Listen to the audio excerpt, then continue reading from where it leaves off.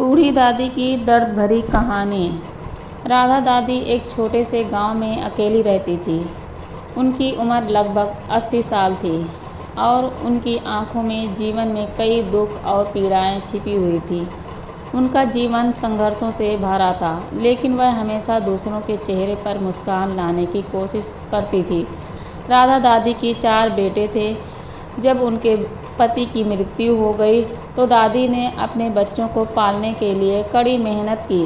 उन्होंने दिन रात काम किया ताकि उनके बच्चों को किसी चीज़ की कमी ना हो। दादी ने अपने सारे सपने और इच्छाएं अपने बच्चों के भविष्य के लिए कुर्बान कर दी।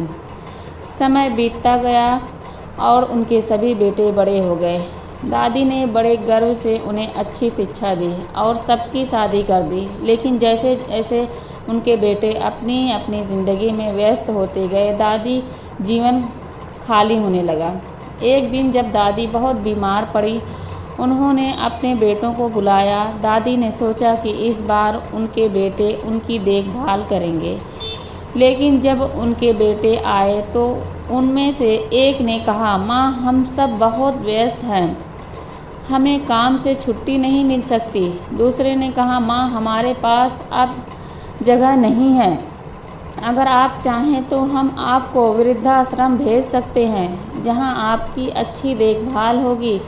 तीसरा बेटा भी यही कहने लगा और चौथे ने कोई जवाब ही नहीं दिया। दादी का दिल टूट गया। उन्होंने अपने आंसू छिपाते हुए कहा, ठीक है बेटा, अगर यही सही है तो मैं तैयार हूँ। बेटों ने दादी को वृद्धाश्रम भेज दिया। वहाँ उनका दिल बहुत दुखी था। उन्हें अपने बेटे और बहुओं से बहुत प्यार था, लेकिन वह यह समझ नहीं पाई कि वह अब उनके लिए बोझ बन चुकी थी। वृद्धाश्रम में रहकर भी दादी हमेशा अपने बेटों की बचपन की यादों में खोई रहती। एक दिन दादी का स्वास्थ्य बहुत बिगड़ गया। उनकी तबीयत बहुत खराब हो गई और वह अस्पताल में भर्ती हो गई। अंतिम समय में उन्होंने अपने बेटों को बुलाया, लेकिन कोई भी नहीं आया। दादी ने अपने जीवन की अंतिम सांस अकेले में ली। उनके हाथ में एक पुरानी तस्वीर थी जिसमें उनके चारों बेटे छोटे थे और दादी उन्हें अपनी गोद में लिए हुए थीं।